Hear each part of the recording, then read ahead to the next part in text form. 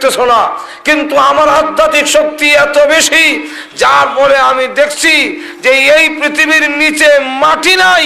সাবধান, সতর্ক হয়ে যাও, কখন তোমার জীবন দশায় জাহান্নামের গর্তের মধ্যে তলায়া যাবে। অতএব তোমার জীবনকে ধ্বংসের হাত থেকে রক্ষা করো। যেরকম ঠিক কিনা? এই কিয়ামতের আলোচনা, কিয়ামতকে দুই ভাগে ভাগ করা হয়েছে।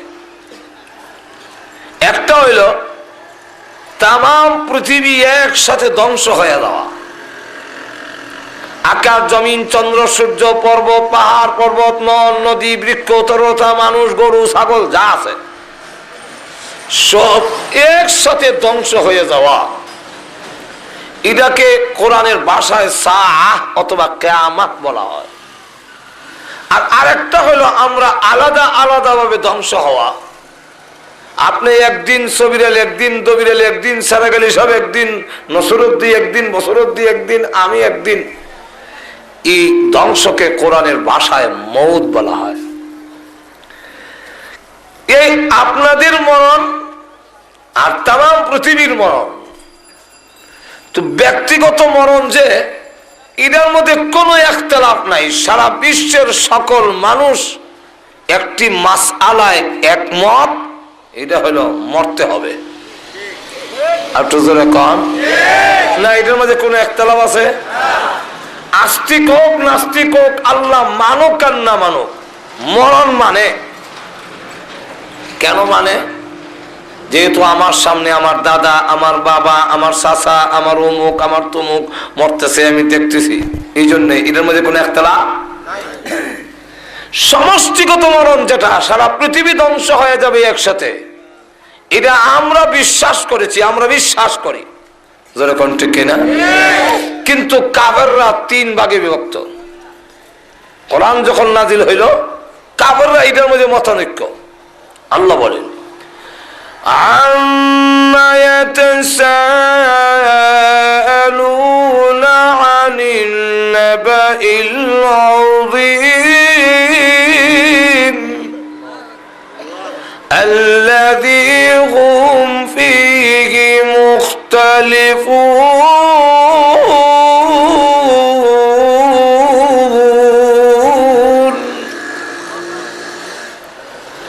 আনিন নাবাইল আযীম, এই নাবাইল আযীমের একটা অর্থ হলো কিয়ামত। আল্লাযী হুম ফীহি মুখতালিফুন, তার মধ্যে কাফেররা মতানৈক্য। তিন ভাগে বিভক্ত হলো। একদল কয় পৃথিবী ভেঙে ফেলবে আর সব ধ্বংস করে ফেলবে, এটা আমাদের বিশ্বাস হয় না। আর একদলে কয় ওইলে তো ওই তো পারে, নাও হতে পারে, সন্দিহান। আর আরেক দলে কয় হয় না কেন, এরকমই যদি হয় তো হয় না কেন। আল্লাহ রাব্বুল আলামিন বলেন, অগণবিজি কাফেররা চায় হঠাৎ করে কিয়ামত এসে যাওয়ার জন্য, কিন্তু তাদেরকে বলুন হঠাৎ করে আমি দেব না, যেদিন আমার দেওয়ার ওই দিনই দেব। কিন্তু বুঝার জন্য কিয়ামত যে আসবে, পৃথিবী যে ধ্বংস হয়ে যাবে, এটা বোঝার জন্য আমি আমার পক্ষ থেকে আলামত পৌঁছাইয়া দিয়েছি। আমার পক্ষ থেকে তার শর্ত, তার আলামত। قد جاء شرطها, আমার পক্ষ থেকে শর্ত পৌঁছে গিয়েছে, শর্ত পাঠিয়ে দিয়েছি, এগুলা দেখে যেন বুঝতে পারে কিয়ামত যে হবে। তো আল্লাহ রাব্বুল আলামিন বলেন তাদের কথা মতো কিয়ামত দেওয়া হবে না। কিয়ামত কোন দিন সংগঠিত হবে, এর তারিখটা আল্লাহ ছাড়া পৃথিবীর কাউকে, ফেরেশতাকে, নবীকে, দুনিয়ার কোন ওলি গাউস কুতুবকে আল্লাহ কাউকে জানান নাই। এটা সম্পূর্ণ আল্লাহর হাতে। আল্লাহ রাব্বুল আলামিন কোরআনে বলেন, অসুবিধা হইতেছে না আপনাদের? আল্লাহ কোরআনে বলেন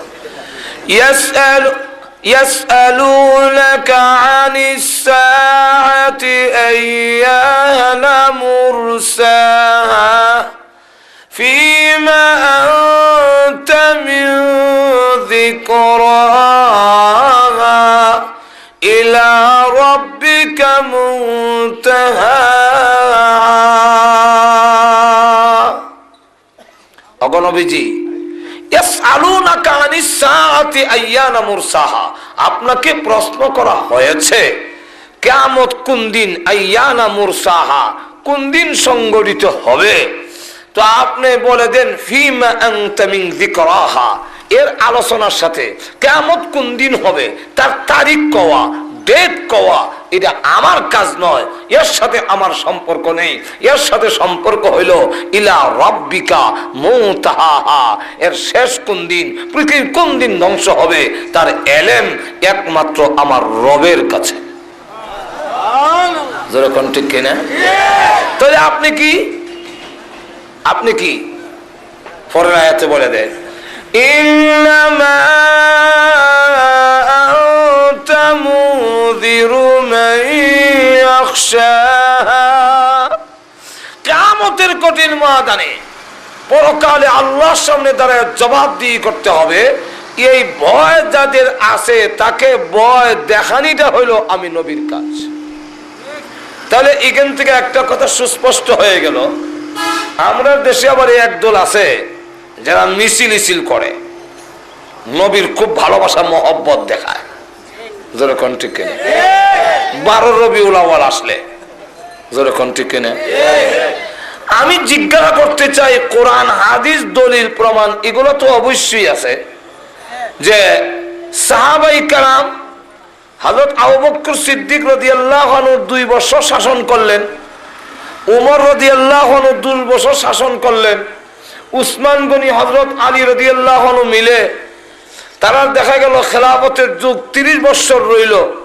এই 30 বছরের ভিতরে সাহাবায়ে কেরামের এই ইতিহাস কিতাবে লেখা আছে খেলাফতের রাশেদা নামক কিতাবই আছে এই 30 বছরের ভিতরে কোন সাহাবীর নেতৃত্বে একটা আনন্দ মিছিল বের হয়েছে বলে কেউ আজ পর্যন্ত প্রমাণ দেখাইতে পারে নাই পারবেও না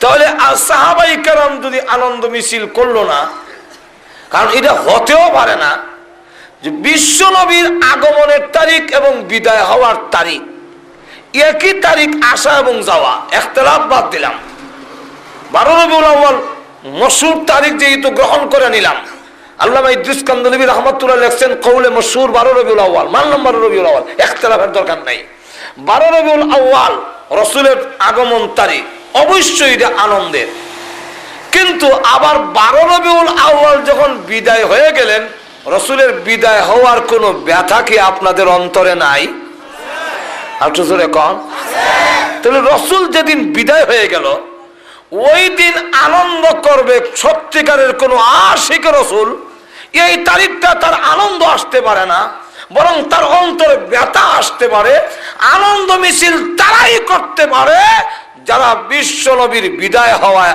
আনন্দিত হয়েছে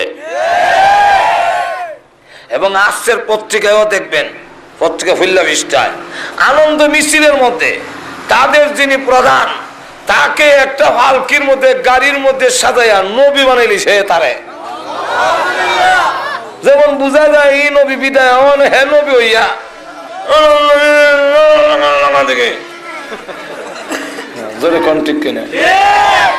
আমি আপনাদের একটা উদাহরণ দেই কোন এক লোকের 15 বছরের ভিতরে তার কোনো ছেলে মেয়ে হয় না দোয়া কালাম অনেক চিকিৎসা করে জানুয়ারির 15 তারিখ এক ছেলে হয়েছে এখন সে খুশি কিনা তার ওয়াইফ বউ মানে ওয়াইফ মানে বউ আর কি খুশি নেই মা বাপ শ্বশুর শাশুড়ি 14 গোষ্ঠী বাড়ির কুত্তা বিলাই হেরাও খুশি কেন খুশি আর ডিউটি হওয়া যাবে জোরে কোন ঠিক আকিকা হইব এখন এই ছেলেটা 5 বছর পরে আবার ঘুরাইয়া জানুয়ারির 15 তারিখ মারা গেল এখন আমি জিজ্ঞাসা করি আপনি মনে করেন বাবা ধরে নেন আপনি সেই লোক এখন ওই জানুয়ারির 15 তারিখটা যখন ঘুরে ঘুরে আসবে মাইক ঠিক করো না কেন মাইক তো এমনি সাউন্ড খারাপ দেয় তো লক্ষ্য করে দেখেন যে জানুয়ারির 15 তারিখ যখন আবার ঘুরে ঘুরে আসবে তাহলে এই জানুয়ারির 15 তারিখ আসলে কি ওই ছেলের বাবা আনন্দ করবে? আপনার বিবেক কি বলে আনন্দ করবে? বলে জানুয়ারির 15 তারিখে আমার একটি ছেলে হয়েছিল, ছেলের চোখটি বড় বড়, চেহারা বড় গোলগাল, ওর মার কালার পেয়েছিল, হা হা হা, এরকম বলবে? আরো জোরে কন। তাহলে এই কথা যদি হয়, আপনার ছেলের চাইতে, আমরা আমাদের ছেলের চাইতে, আমরা আমাদের মা বাবার চাইতে, এমনকি আমাদের নিজের প্রাণের চাইতেও রাসূলকে বেশি ভালোবাসি। সুতরাং রাসূলের বিদায় হওয়ার তারিখে কোনো আনন্দ মিছিল হতে পারে না। আমি আর একটা উদাহরণ দিয়ে দেই। আমাদের বঙ্গবন্ধু শেখ মুজিবুর রহমান সাহেবের মৃত্যু তারিখ 15 আগস্ট। আমাদের দেশের আরেক নেতা এই তারিখে জন্ম তারিখ, আছে না? কেক কাটে, আরেকজনের জন্ম তারিখে কেক কাটলো, অসুবিধা কি? এরপর দেখা যায় আওয়ামী লীগ ভাইরা আপনারা কেস মামলা কইরা ওই তারিখটাকে জন্ম তারিখ বাতিল করার জন্য চেষ্টা করতেছেন। মাজরে কোন ঠিক কিনা? যে আমাদের মৃত্যু দিবসে আরেকজন যদি কেক কাটে, এতে বোঝা যায় আমাদের জন্ম তারিখ, মৃত্যু তারিখটাই তিনি আনন্দ উল্লাস করে আমাদের কলিজে আঘাত দিতে চায়। তাহলে আরেকজনের যদি আনন্দ করলে আপনার আঘাত লাগে, আপনার নেতা মৃত্যু তারিখে করলে, তো বিশ্বনবী রাহমাতুল লিল আলামিন যেদিন পৃথিবীর থেকে বিদায় হয়ে গেল, ওই তারিখে ওনার আনন্দ মিছিল করলে এই আওয়ামী লীগেরা তাড়াতাড়ি বোঝার দরকার। সুতরাং তাদের শাসন আমলেই এই মিছিলের সমস্ত সবগুলো বন্ধ করে দিয়ে রাসূলের আনন্দ উল্লাস হতে পারে না। ওই দিন পারলে দোয়া করো, রাসূল সাল্লাল্লাহু আলাইহি ওয়াসাল্লামের কথাটা অন্তরে এনে অঙ্গীকার করো, বাকি জিন্দেগিতে কোনোদিন রাসূলের তরিকা আমরা ছাড়ব না। আর না হয় আমাদের হালতের উপরে একজন একটা কবিতা লেখছে, কইতাম নি?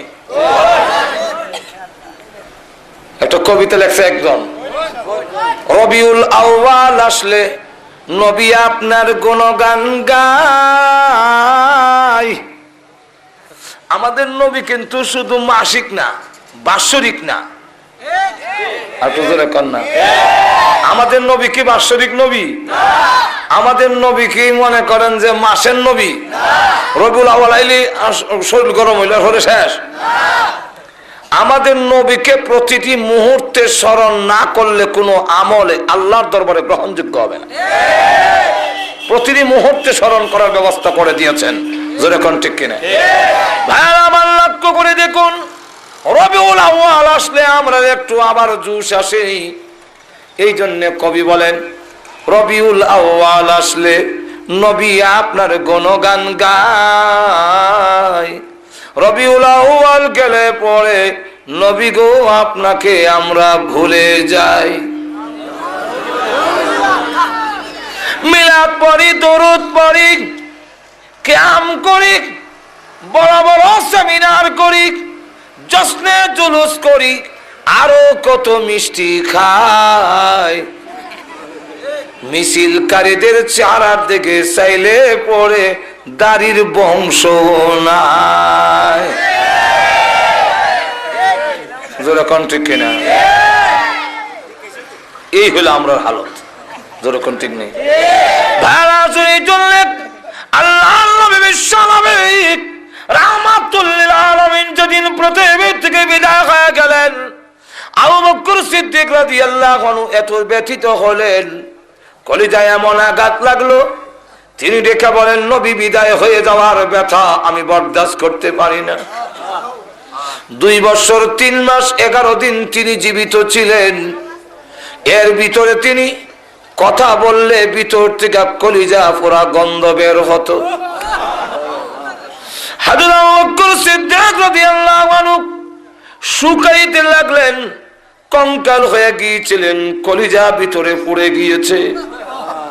ঘুমায়া ঘুমাইয়া যে তিনি শ্বাস ছাড়তেন, উপরের সামিয়ানার মধ্যে দাগ পড়ে গিয়েছিল। ইতিহাসের কিতাবে লেখে ইতিহাসের কিতাবে লেখে উপরে দাগ পড়ে গিয়েছে, আমার নবী নাই, আমার নবী নাই। নবীর বিরহ ব্যথা আবু বকর সিদ্দিকের মনে যদি আঘাত লাগলো, আবু বকর সিদ্দিক রাদিয়াল্লাহু আনহু চাইতে কি আমাদের দেশের যারা মিছিল দেয় হেরার মহব্বত বেশি। ভাই আমার লক্ষ্য করে দেখুন, শুধু তা না, নবীজির কলিজার টুকরা সন্তান, অন্যের কথা বাদ দিলাম, নবীজির কলিজার টুকরা সন্তান যিনি আল্লাহর নবী দাওয়াতের কাজে গেলে হযরত খাদিজাতুল কুবরা রাদিয়াল্লাহু আনহা পৃথিবী থেকে বিদায় হওয়ার সময় কান্দে। জিজ্ঞাসা করে কান্দেন কেন? খাদিজাতুল কুবরাকে জিজ্ঞাসা করেন, আল্লাহর নবী বললেন, খাদিজা তুমি কান্দো কেন? খাদিজাতুল কুবরা রাদিয়াল্লাহু আনহা বলেন, দুইটা কারণে কান্দি। একটা হলো আমি বিদায় হয়ে গেলে কবর কি লইয়া যাবো, ভয় লাগে গো কবর কি নিয়ে যাব। আর একটা হইলো আমি বিদায় হয়ে গেলে আপনার পাশে খেয়ে দাঁড়াবে। নবীজি আমি তো আপনার পাশে ছিলাম, আমি বিদায় হয়ে গেলে কাফেররা যদি নির্যাতন করে আপনার দাওয়াতের কাজে বাধার সৃষ্টি করে কে দাঁড়াবে? ফাতেমা ছোট মেয়ে এমনি ডাক দে বলে, আম্মা আপনি কাঁদেন না, আমি ওয়াদা দিলাম আপনি বিদায় হয়ে গেল আমি আমার আব্বার পিছন কোনোদিন ছাড়বো না। আল্লাহ নবী দাওয়াত দিতে গেলে পিছনে কবরের মধ্যে ফাতেমা ধরে রাখতেন। নবীজি লা ইলাহা ইল্লাল্লাহ দাওয়াত দেয়, ফাতেমা নবীজির কবরের মধ্যে ধরা। এই অবস্থায় হযরত ফাতেমা রাদিয়াল্লাহু আনহা বিদায় হওয়ার সময় বলেন, ওগো আব্বা আপনি বিদায় হয়ে গেলে আমি কেমনে এই দুনিয়াতে আর থাকবো? আব্বা আমার যে মা নাই, বাইবল কাওলায় আপনি বিদায় হয়ে গেলে আমি কার কাছে যাব? কে আমাকে প্রভুত দিবে? আমার চূড়ায় আগুন ধরে না, হাসান হুসাইন কান্দে, তখন আমি কি দিব? আমি কাকে কার সামনে নিয়ে হাজির করব? আল্লাহ নবী বলেন, মা আমি জোরে কথা বলতে পারি না, তোর কানটা দেখ, আমার টুটের উপরে আমি বলবো। টুটের উপরে রাখলে পরে ফাতেমা রাদিয়াল্লাহু আনহার কানে আল্লাহর নবী বলেন, মা গো কান্দিস না, আমি পৃথিবীর থেকে বিদায় হওয়ার পরে তোমার বেশি দিন কষ্ট করতে হবে না। কবরের জগতে সর্বপ্রথম আমার পরিবার এবং আমার সাহাবীদের থেকে সর্বপ্রথম তোমার সঙ্গে আমার দেখা হবে। হযরত ফাতেমা রাদিয়াল্লাহু আনহা কিছু সময়ের জন্য মুস্কি হাসি দিলেন, কিন্তু রাসূল বিদায় হওয়ার পরে এই বিরহ ব্যথায় যে তিনি শুয়ে পড়লেন, এই যে বিছনায় শুইলেন 4 মাস মতান্তরে 6 মাস হযরত ফাতেমা রাদিয়াল্লাহু আনহা বিছনায় শুয়েছিলেন, আর উঠতে পারেন নাই। এই বিরহ ব্যথা যখন হযরত আবু বকর সিদ্দিক রাদিয়াল্লাহু আনহুকে লক্ষ্য করে বলছিলেন, ওমর রাদিয়াল্লাহু আনহু, হযরত আলী তাদেরকে লক্ষ্য করে ফাতেমা বলেন, ও আবু বকর আপনিও আমার আব্বাকে রওজা শরীফে রেখে দিলেন। ও আলী, ও ওমর তোমরা কেমনে আমার আব্বাকে নিয়ে রওজাতে রেখে দিলে? হযরত ফাতেমা কাঁদলো, সব কাঁদলে। ওই ইতিহাস টানতে গেলে দেখা যাবে আজকের এই সময়ে আমার কোলাবে না, সকল কান্দে, সাহাবায়ে কেরাম কান্দলো, কেউ তো আনন্দ মিছিল বের করলো না। অতএব কোন মানুষ ওই 12 রবিউল আউয়ালে আনন্দ মিছিল বের করতে পারে না। ঠিক কিনা? এরা দেখতে দেখায় যে আমি খুব মহব্বত, খুব আমি রাসূলের আশিক, আসলে নাই।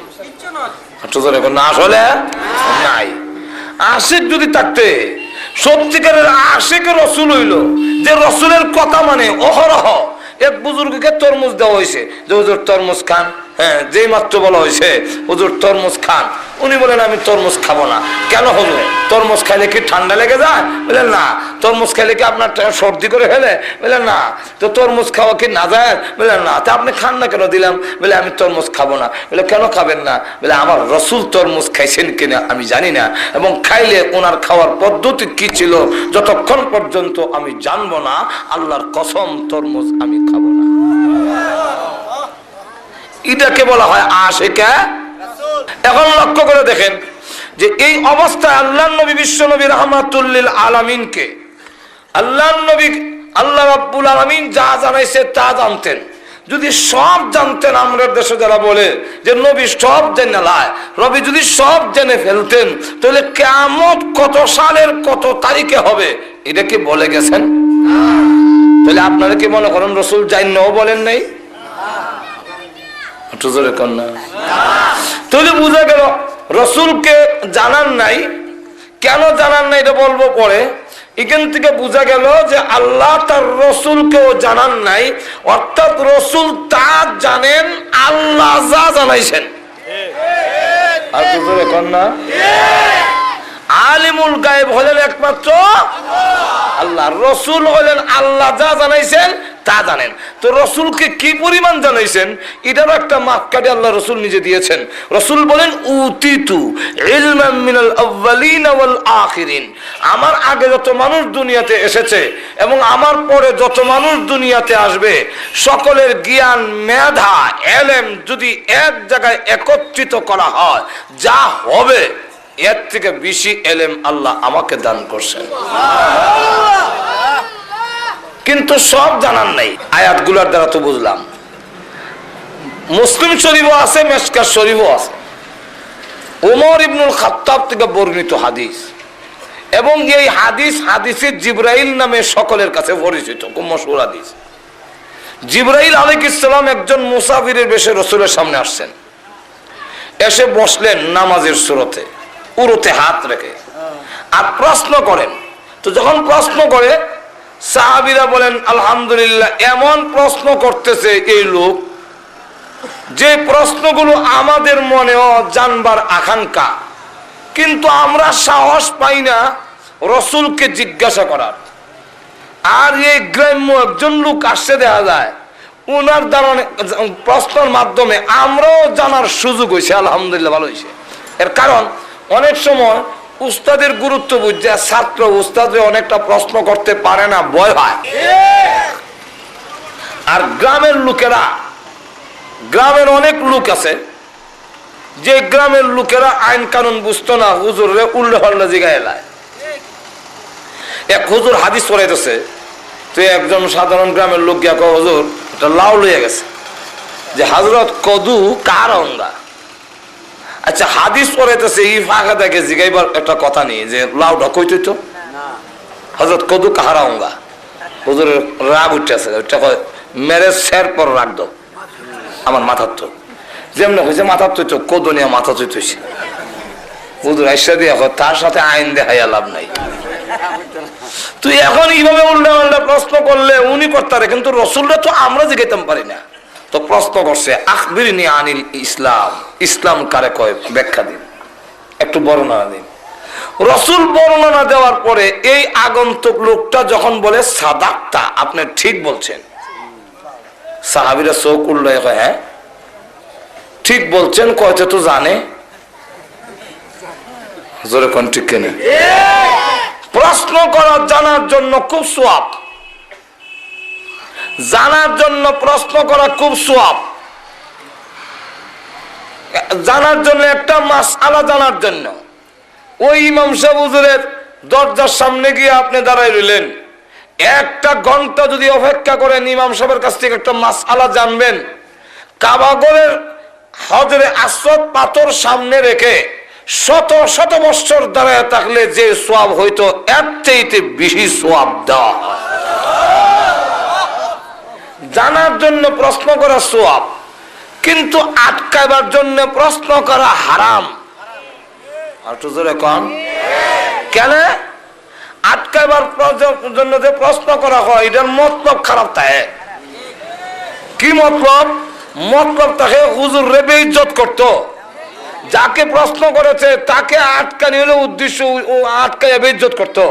সুতরাং কাউকে আটকানির উদ্দেশ্যে প্রশ্ন করা হারাম, জানার উদ্দেশ্যে প্রশ্ন করা সওয়াব। এখন উনার কথার দ্বারা বোঝা যায় ঠিক কইছেন, তে তো বোঝা যায় জানে, জান্না প্রশ্ন করে। সাহাবায়ে কেরাম বলেন ফাআজাবনা, আমরা অত্যন্ত আশ্চর্য হয়ে গেলাম।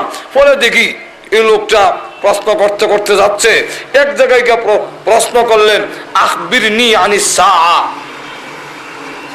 কিয়ামত, আখবিরনি আনিস সাআ আই মাতা সাআ, কিয়ামত কোন দিন সংঘটিত হবে এটা একটু বলেন তো দেখি। আল্লাহর রাসূল কিন্তু চিনে ফেলছেন।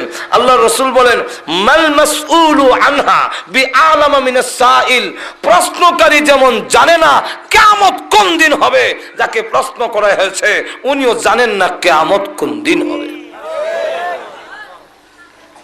কথা হলে কিছু আলামত বলেন, তো আলামত বলছেন।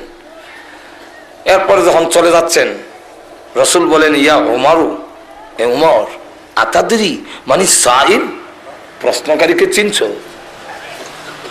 হযরত উমর বলেন ওয়াল্লাহু আ'লামু ওয়া রাসূলুহু, আল্লাহ এবং তার রাসূল ভালো জানেন।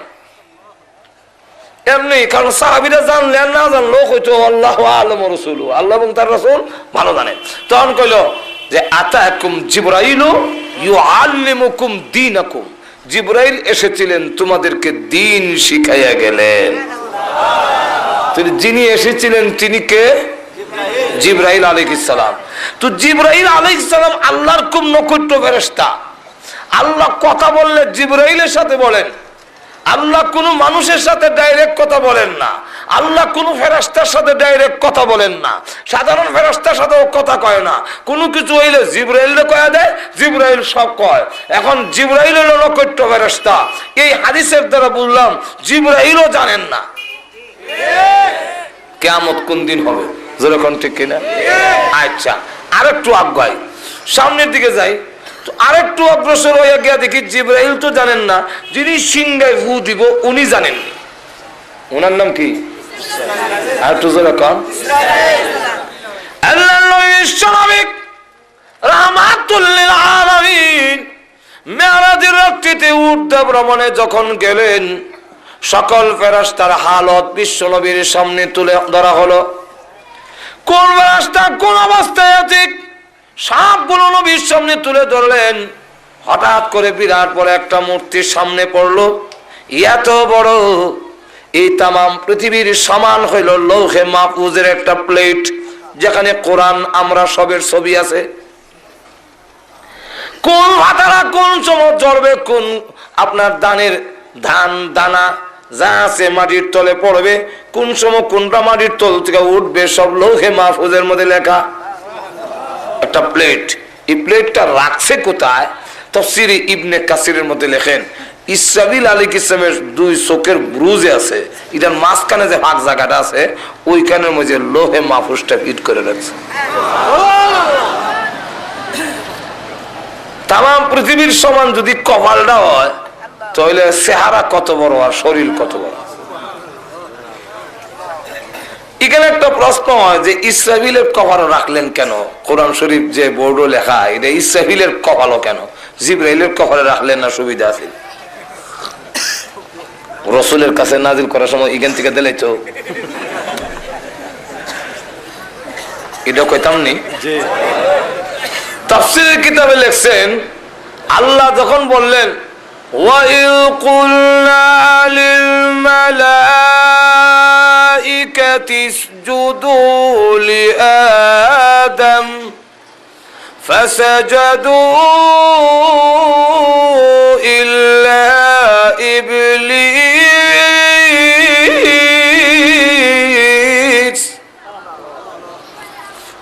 আল্লাহ বলেন আদমকে সেজদা করো। সমস্ত ফেরেশতা ভাষা জাদু সেজদা করলো, কিন্তু সব মুসল্লি ইমাম সব আল্লাহু আকবার কোয়ার পরেও একসাথে গিয়ে আমার ঈদ কভার লাগে না, একটু হইলে বেশ কম হয়। সর্বপ্রথম যিনি সাজদায় পড়লেন, সকলের আগে যিনি সাজদা দিলেন তিনি ছিলেন ইসরাফিল আলাইহিস সালাম। আল্লাহ বলেন তুমি যখন সকলের আগে আমার হুকুমটা মানছো, সাজদায় পড়ে গেছো, তো তোমাকে সম্মান দিলাম, আমার পবিত্র কালাম তোমার কপালের মধ্যে রেখে দিলাম। তাহলে ইসরাফিল আলাইহিস সালামের কবর কোরআন শরীফ রাখার ফলে তো ওনার কি ফায়দা হইলো? ওনার ফায়দা তাফসীরের কিতাবে লেখেন আল্লাহ তার কুদরতি দৃষ্টি দৈনিক 360 বার লৌহে মাহফুজের দিকে চায়, আর এই চাওয়ার কারণে ইসরাফিলের দিকেও আল্লাহর নজর হয়ে যায়। তখন লাভ হয়েছে না ক্ষতি হয়েছে? আচ্ছা যাক, ইসরাফিল আর মুখের মধ্যে একটা সিংহা লাগানো। এই পৃথিবীর যতটা প্রাণী আছে ততটা ছিদ্র তার সিংহার মধ্যে আছে। ধারণ করে গাঁটটা কাট করে আমরা খারাপ হয়েছি, ফাতিও দেয় না। আল্লাহু আকবার। ইংল্যান্ডের রানীর বাড়ির সামনে 2টা পুলিশ কারা থাকে সবসময়, জিন্দা না মুর্দা বুঝার কোনো হয় নেই। আমিও গেছি সামনে, আরো অনেক মানুষ গেছে, গিয়ে কত চেষ্টা করলাম ফাতি দেওয়া লেগে। আমরা আগে ছোট সময় কইতাম না বলে দিয়েছেন হাতি না দিয়া নি তার আদায় এটা হাতি আয় করে, কিন্তু এরা এমন ট্রেনিং দেওয়া, এরা সামনে গিয়ে এটা আপ লড়াই এটা হাতি দেয় না। আবার যায় সময় এরা এমন মুর্দা মানুষরা আট লাগান আটটা যায়। এটা হলো রানীর বাড়ির ইজ্জত সম্মান। 24 ঘন্টা 2 জন পুলিশ বদলাইয়া বদলাইয়া দাঁড়ায় থাকে, এরা লড়ন নাই। ইসরাফিল এমন ফাতি মানে না। আল্লাহ রসুল বলেন ইয়া আখি, রসুল কিছু জিগাইতে হইলে জিব্রাইল জিগায়, ইয়া আখি জিব্রাইল মান হাজার রজুল, উনি কে? জিব্রাইল কো হুজুর উনার নাম ইসরাফিল আলাইহিস সালাম। আল্লাহ রসুল বলেন তে একটা সালাম দেওয়ার দরকার। আসসালামু আলাইকা, আসসালামু আলাইকা ইয়া ইসরাফিল। জবাব দিব দূরের কথা, ফাতিও দেয় না। আবার বলেন আসসালামু আলাইকা ইয়া ইসরাফিল। যেমন বোঝা যায় কানে শুনছই না। 3 মাস সালাম দেওয়ার পরে রসুল বুঝে ফেললেন কেন সালামের জবাব দেয় না। আল্লাহর নবী বিশ্ব নবী রাহমাতুল লিল আলামিন তিনি ডাক দেয়া বলেন, ওরে ইসরাফিল, অর্ধ ভ্রমণে আমি আসি নাই, অর্ধ ভ্রমণে আমাকে মহান আল্লাহ দাওয়াত দিয়া এনেছেন। রসুল গেছেন না নিছেন? ভাইরা আমার, আল্লাহর নবী বলেন আল্লাহ আমাকে দাওয়াত দিয়ে এনেছেন। কেউ কাউকে দাওয়াত দিয়ে আনলে রাগ থাকলেও রাগ দেখায় না। জোরে কোন ঠিক? আল্লাহর নবী বিশ্ব নবী রাহমাতুল লিল আলামিন ডাক দিয়ে বলেন, ইসরাফিল রে, অর্ধ ভ্রমণে আমি আসি নাই, আমাকে দাওয়াত দিয়ে এনেছেন। আমাকে দাওয়াত দিয়ে এনে সিংহায় ফু দিয়ে তামাম পৃথিবী ধ্বংস করার জন্য আল্লাহ তোমাকে হুকুম দিবেন না। তুমি আমার সালামের জবাব দিতে পারো। এমনি ইসরাফিল সিংহা সরাইয়া কয়, ওয়ালাইকুম আসসালাম ইয়া রাসূলুল্লাহ, ইয়া হাবিবাল্লাহ, ইয়া সাইয়্যিদুল মুরসালিন, ইয়া রাহমাতাল লিল আলামিন, ইয়া শাফিউল মুযনিবিন, ইয়া আশরাফুল আম্বিয়া। এইভাবে বলেন, ওগো নবী, আমি আপনার প্রথম সালামই শুনেছি, কিন্তু জবাব দেয় নাই কেন জানেননি? আল্লাহ আমাকে বলেছেন ইসরাফিল রে, সিংহা মুখে লাগাইয়া অপেক্ষা করতে থাকবে, আমি যেই সময় অর্ডার দেব ওই সময় ফু দিতে হবে, একটা সেকেন্ড যেন বেশ কম না হয়।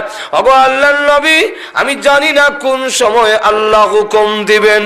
আপনি যে আমাকে বারবার সালাম দিচ্ছেন, আমি যদি বলতে যাই ওয়ালাইকুম আসসালাম ইয়া রাসূলুল্লাহ, ইয়া হাবিবাল্লাহ, আল্লাহ যদি আমাকে হুকুম দেয় ইসরাফিল রে সিংহায় ফু দে, আল্লাহর হুকুমটা পালন করতে দেরি হবে বলে এতক্ষণ শুনেও আমি আপনার সালামের জবাব দেই নাই।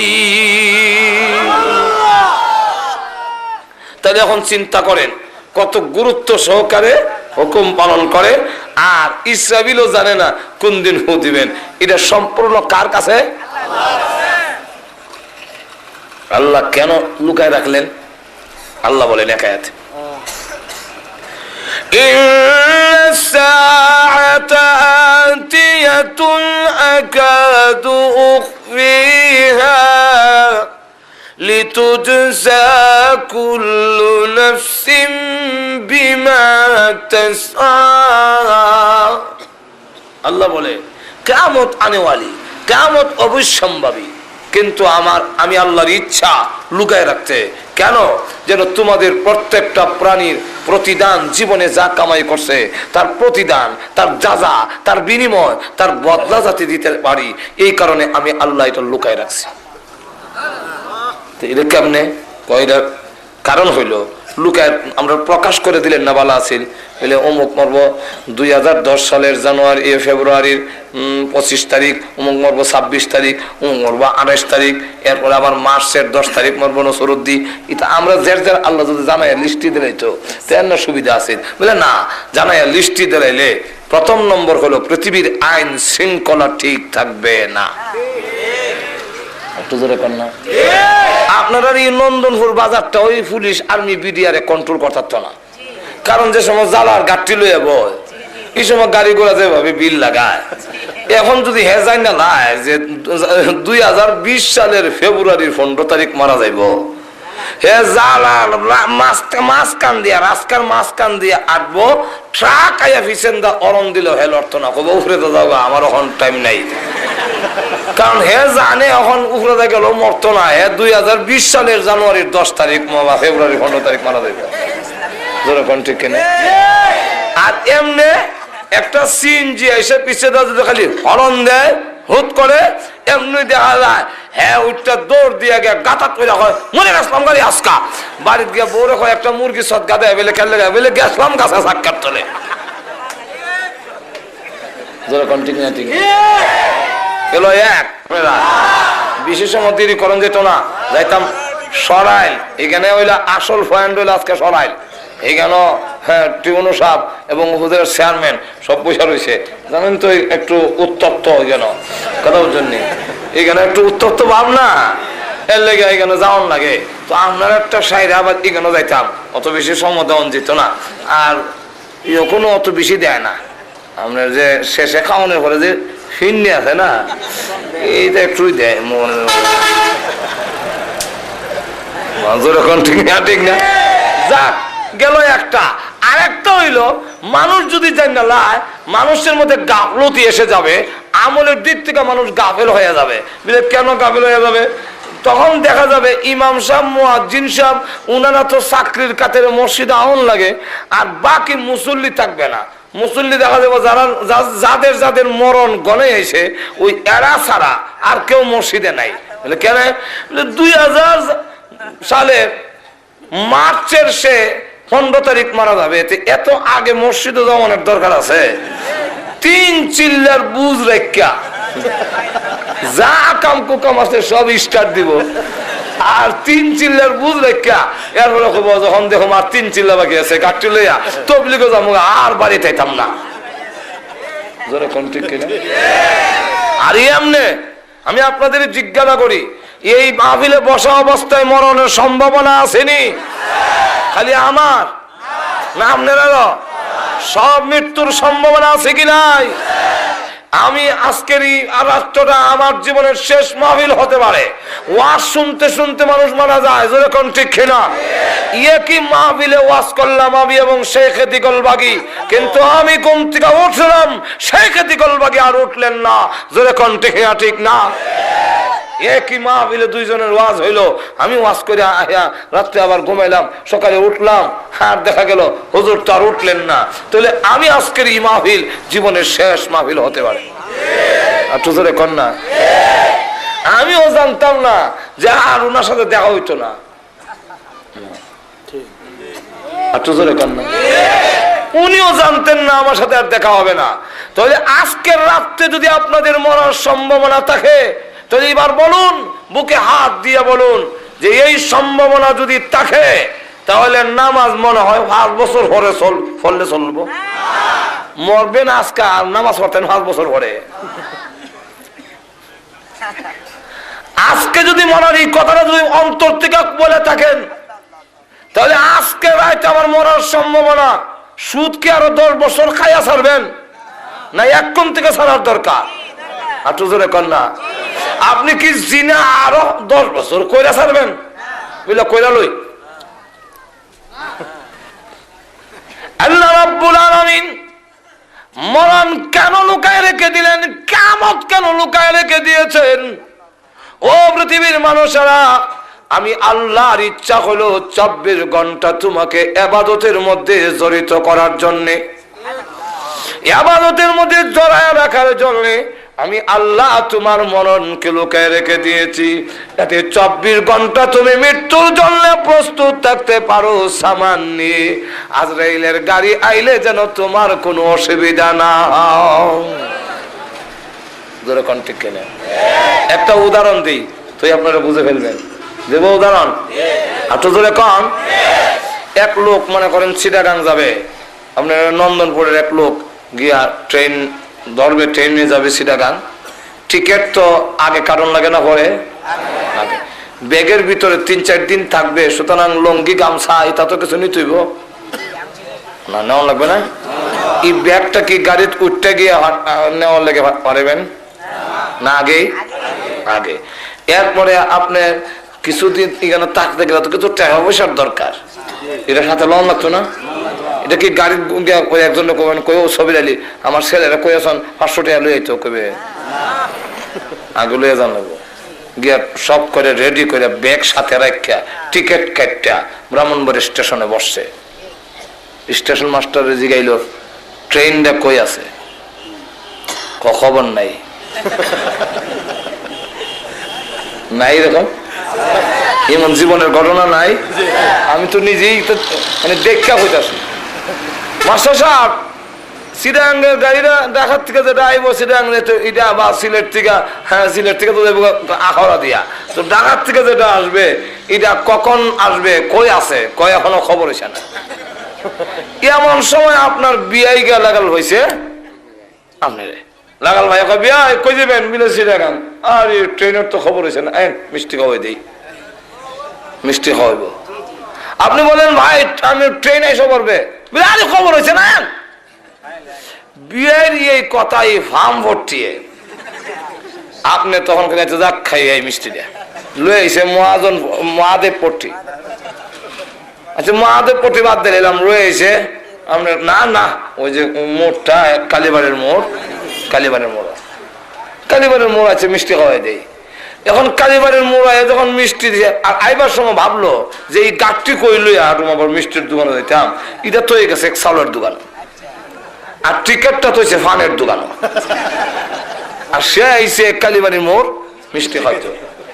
এখন মিষ্টি যখন সামনে দেওয়া হয়েছে তখন কাটা চামচ দিয়ে মিষ্টিটা গুতা দিয়া মুখের কাছে আনছে, এমনি শুনে উইশাল শোনা যায়। এখন যেই মাত্র গাড়ির উইশাল শুনে এখন মিষ্টি আর মুখে না দিয়া কবি মিষ্টি আছে গাড়ি কই, আমি কই, ব্যাগ কই, টিকিট কই। এখন একবার উঠে একবার দরজা আছে, একবার আইলে এখন কি করি, জোরে কোন ঠিক কিনা?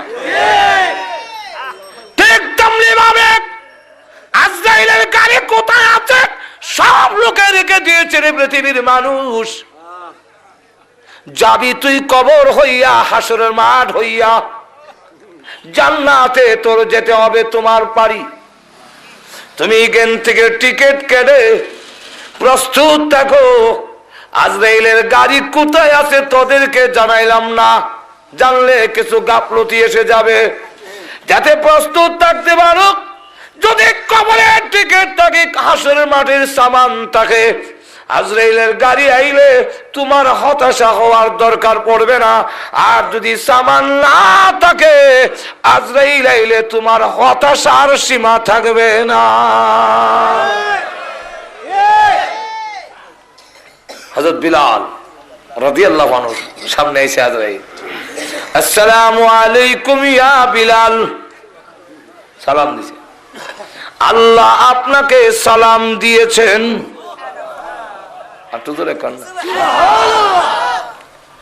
আল্লাহ বলেছেন আপনাকে আল্লাহ ভালোবাসেন। আল্লাহ ভালোবাসবেন না কেন? বেঈমান কাফেররা ব্যত্রাঘাত করে উনি জোরে জোরে আল্লাহু আহাদ বলে। হযরত আবু বকর সিদ্দিক রাদিয়াল্লাহু আনহু বলেন, জোরে কইস না, কাফেররা বেশি মারবো। উনি বলেন, বলবো না। একদিন, 2 দিন, 3 দিন ওয়াদা করেছে, কিন্তু তিনি আল্লাহু আহাদ বলে আবার ওয়াদা করে বলবো না। আবু বকর সিদ্দিক রাদিয়াল্লাহু আনহু বলেন, বিলাল, আমার সাথে ওয়াদা করো, কিন্তু আবার জোরে জোরে আল্লাহু আহাদ বলো কেন? আস্তে বললেই হয়।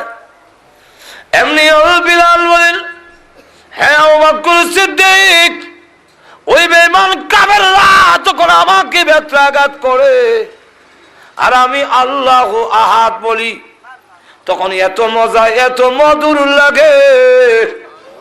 ওই বেঈমান কাফেরদের নির্যাতনের কষ্ট আমি বিলাল আর ঠার পাই না।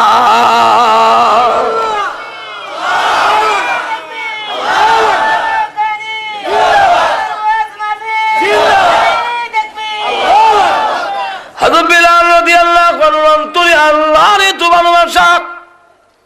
ও আজরাইল, যাও আমার বোন আমার বিলালের কাছে গিয়ে বলো আমি আল্লাহ তাকে ভালোবাসি। আজরাইল আলাইহিস সালাম বলেন, ও বিলাল রাদিয়াল্লাহু আনহু, আল্লাহ আপনাকে ভালোবাসেন, এই কারণে আবার বললেন না যে আগামী বৈশাখ মাস হয় না, রেডি হয়ে যান, রূহ বের করা হবে। হযরত বিলাল রাদিয়াল্লাহু আনহু বলেন, না, রেডি হওয়ার সময় দেওয়ার আমার দরকার নাই, কারণ তুমি জানো না আজরাইল মুসলমান, খাঁটি মুসলমান তার নাম যে মৃত্যুর জন্য 24 ঘন্টাই প্রস্তুত থাকে। এখন আমাকে সময় দিতে হবে না, আমি রেডি আছি। তবে ওই বেঈমান কাফেররা আমাকে যখন মারত, আমি মনে করতাম আজকের এই দিন আমার জীবনের শেষ দিন, আজকে আমার জীবন শেষ হয়ে যাবে। এই বলে আমার জীবন শেষ, শহীদ হয়ে যাব। কিন্তু শাহাদাত বরণ করা আমার কপালে নাই, আমার ভাগ্যে নাই, শহীদ হতে পারি নাই। তাই এখন আপনার কাছে দরখাস্ত, আল্লাহ রসুল বলেছেন আল্লাহ যাকে ভালোবাসেন মরণের সময় যদি কোনো দরখাস্ত করে, ওই দরখাস্ত পূরণ না হইলে আজরাইল তার গায়ে হাত লাগায় না।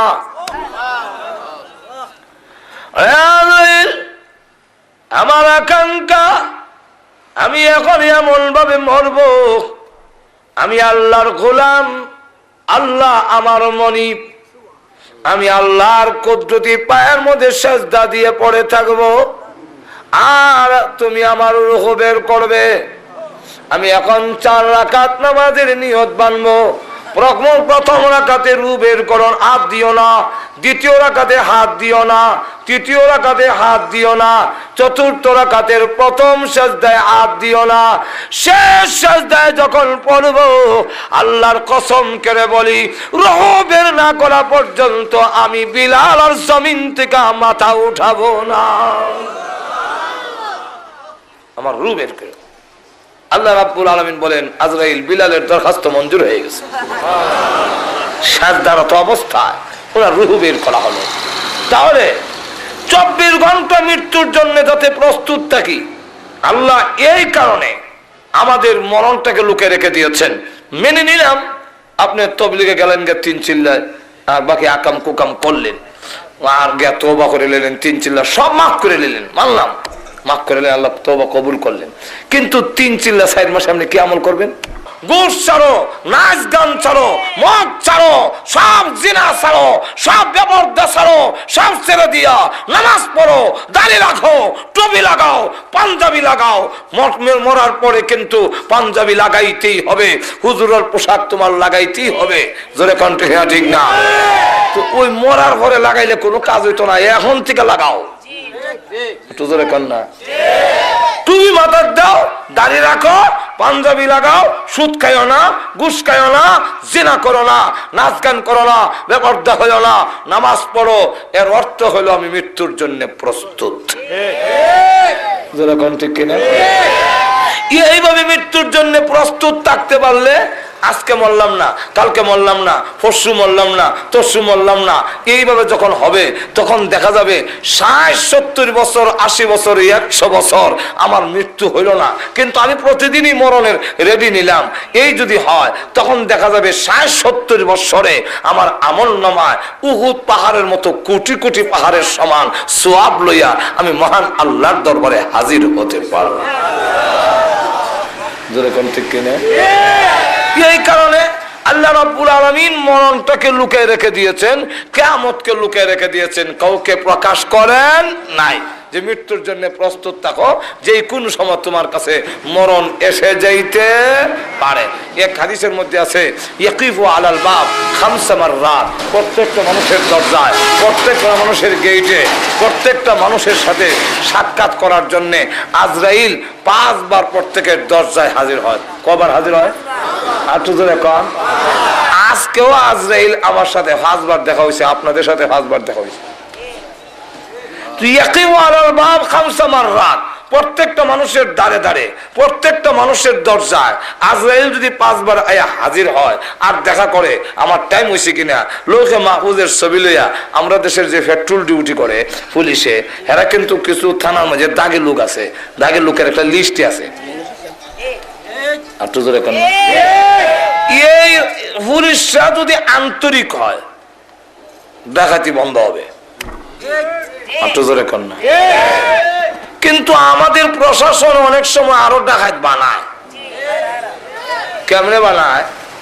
রাস্তার এক জায়গার মধ্যে গাছ ফলাইছে, গিয়া কইলে আইতে আইতে এরা গিয়া ডাকাতি করে বাইরে গিয়া হাত পাও ধুইয়া ঘুমে যায়। পরে যায় একটা দুঃসারে বেলে গিয়া গিয়া এখানে তাবালিং দিয়ে আরেক বেটা বাড়িছিল ভেসাব করতো, এই বেটা বইরা নিয়া লটকায়া বাইরিয়া কইলো যে কে আসিল, কবিলে কে আসিল, ভেসাব কিটা জমা বেন্দা করে নাই। তো বুঝছি এমনি কইতেন আরো ভিটা দিলে ভিটা শুনে হ্যাঁ, যখন দেখে যে আমি এগুলা না কইলে আর আমারও ভাই নাই, তখন সবির আলী তবির আলী হ্যাঁ যারা যারা সাথে শত্রুতামে আছে সবের নাম কয়ে দিছে। দেওয়ার পরে দলে নেওয়ার পরে জেল দিল, 6 মাস জেল। তখন জেল খাইতে যখন বাইর হয়, আমি জীবনে ডাকাতি করলাম না, ডাকাতের নাম যখন লাগলো তার ডাকাত হয়ে যায়। আর তো জোরে কন্যা ডাকাত আমার বানায় আন্তরিক যদি হয় তাহলে এই রাস্তায় হবে না। এর কারণ কোন জায়গায় কোন গ্রামে কটা ডাকাত আছে, কটা ইয়ে করে, এখানে গাছ কেলা ফেলায়, সান্দিয়ার মুখে গাছ কেলা ফেলায়, ওইখানে মোল্লাবাড়ির এখানে গাছ কেলা ফেলায়, অমুক জায়গায় গাটুরা যাইবার আগে মীরবাড়ির এখানে গাছ কাটা ফেলায়, এখানে গাছ কাটা কাটা ফেলায়। পুলিশের তালিকা আছে, সাবধান আছে। ওরা যদি আন্তরিক হয়ে যায় তাহলে এই দেশের একটা না হয়তো গাছ ফলাইতে পারবে না। কথা বলছেন না? এটা জানে তো মাজুর এখন ঠিক নেই, কারণ তার মধ্যে সবের লিস্টি আছে, কে ডাকাতি করে, কে চুরি করে, কে গাঞ্জা খায়, কে ইন্ডিয়ার মাল নামায়। ইন্ডিয়ার বর্ডারও ধরতো না, ধরবো বিশ্ব রোডের মোড়ো।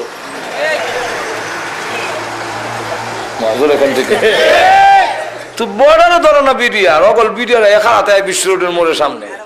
দেখছেন না মনে হয় আপনারা? আমরা তো বর্ডার চেক করে কেন? চেক তো আগে করতে আসলা, আনবার সুযোগ দেয় আর পয়সা নেওয়ানোর সুযোগ দেয়। আন আমরা দিয়া যা মাজুর এখন ঠিক। এখন এইগুলো আমাদের পরিস্থিতি, কথা বুঝছেন? এখন যদি আন্তরিক হয় তাহলে ডাকাত চুরি ডাকাতি বন্ধ হয়ে যাবে। এই ডিউটি যারা করে, তো যারা ডিউটি করে এরার কাছে অনেক সময় থানার থেকে আইবার সময় কিছু দাগের লোকের নাম লইয়া এর ধরতো। পেট্রোল ডিউটি যখন করুন তো দেখুন না সলমুদ্দিন এনে লাগাল ভাই, সলমুদ্দিন নামটা যে আছে লিস্টিতে সেটা দিয়ে আজরাইলে সারা দুনিয়া দেয়। আর ওই আমরা সেরা মিলায় যদি টাইম হয় একটু জোরে কর না, তুলে ধরে লইলে আর উপায় নাই। এই কারণে আমি আপনাদের কাছে প্রস্তাব রাখবো, আবার যদি কোনো সমস্যা হয়, কিয়ামতের বিশাল আলোচনা আমাদের সমাজে যতগুলো রোগ হন আছে, সব রোগ কিয়ামতের আলোচনার মধ্যে আছে। এমন একটা যুগ আসবে, আল্লাহ রাসূল বলছেন, ততক্ষণ পর্যন্ত কিয়ামত হবে না যতক্ষণ পর্যন্ত মানুষ নষ্ট না হবে। নষ্ট হইতে হইতে হইতে নাচ গানে এমন হইব যে 60 দোকান 1.5 টাকার 60 দোকান 3 টাকার টেলিভিশন আইব। মুসল্লিও খাইয়া নন্দনপুর মসজিদ থেকে তসবিহ লিয়ে বাড়িব, আর বেটা মুসল্লি সাহাদারে সুবহানাল্লাহ সুবহানাল্লাহ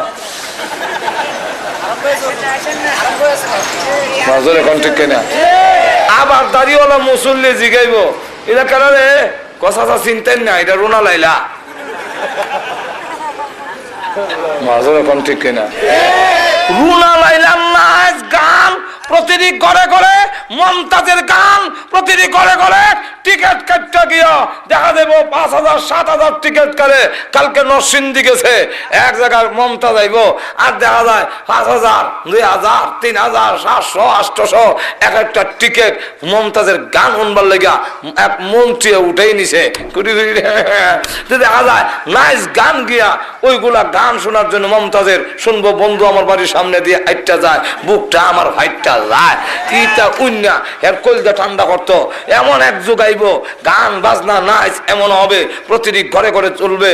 আর জিনা বেবিচার এমন বাড়বে যে মানুষ রাস্তার মধ্যে জিনা করবে, কুকুর কুকুরনির মতো হবে, কোনো লোক থাকবে না এই কথাটা কওয়ার মতো যে ভাই তুমি তো এই কামটা গাছের আড়ালে অথবা একটা আড়ালে তো এমন পথের মধ্যে শুরু করে দিছো। এটা তো রাস্তা আশ্বাস দিছেন আপনারা, এটা রাস্তার মধ্যে এইভাবে রাস্তার মধ্যে করা শুরু করছো, এটা তো একটু আড়ালে করতে পারতে, এটা কুকুর কুকুরনির মতো এরকম শুরু করে দিলে জৈবিক চাহিদা তুমি নিবারণ করবা রাস্তার মধ্যে। এরকম যখন এসে যাবে তখন বুঝবে কিয়ামত হয়ে যাবে। এমন হয়ে শুরু হয়ে গেছে, আপনাদের আমাদের দেশের পুরো আইছে না, ডাহা ঢুকাত আয় বসছে, কিছুটা ডাহা ঢুকা আইসা বসছে। আর আমরা দেশের লুকাইয়া বেবিচার জিনা যা বাড়া বাড়ছে, আর প্রেম প্রীতি টেলিফোনে telephone hello I love you ছাড়া কোনো কাম নাই। মাজর এখন ঠিক কিনা? এখন জিনা বাড়ছে। আর ইউরোপ তো দেখলাম কুত্তা কুত্তি রাস্তা তো আর আল্লাহ রসুল যে বলছেন কিয়ামত হইতো না যতক্ষণ পর্যন্ত মানুষ খারাপ না হবে। তো ইউরোপের অবস্থা হইলো কুকুর কুকুরের মতো, রাস্তার মধ্যে একটা শুরু হয়েছে, কথা বুঝছেন? এই যে শুরু হয়ে গেল, আল্লাহ রসুল বলেন নষ্ট হবে, ধ্বংস হবে, সতর্ক হয়ে যাও। জোরে কোন ঠিক না? ঠিক না? আমরাও নাচ গান আমরা ওইগুলোর থেকে দূরে থাকতাম। আজকে আমাদের সার দোকানে ঘরে বাইরে সব জায়গায় টেলিভিশনটা না নিতালে ভদ্রলোক হয় না, নাচ গান দিয়ে চালাইয়া, আর 24 ঘন্টায় হুররে মাররে সেররে এই নাটক নাটক এইটা খালি। আয় আল্লাহ, কান কুন নষ্ট, দিল নষ্ট, কলম নষ্ট। জোরে কোন ঠিক না? ঠিক না? আল্লাহ আমাদের সকলকে এগুলার থেকে বাঁচার তৌফিক দান করুন। সকলে বলেন আমিন। আমাদের অত্যন্ত শ্রদ্ধেভাজন জামিয়া ইউনুসিয়ার সৌযোগ্য মুহাদ্দিস, আপনাদের এলাকার কৃতি সন্তান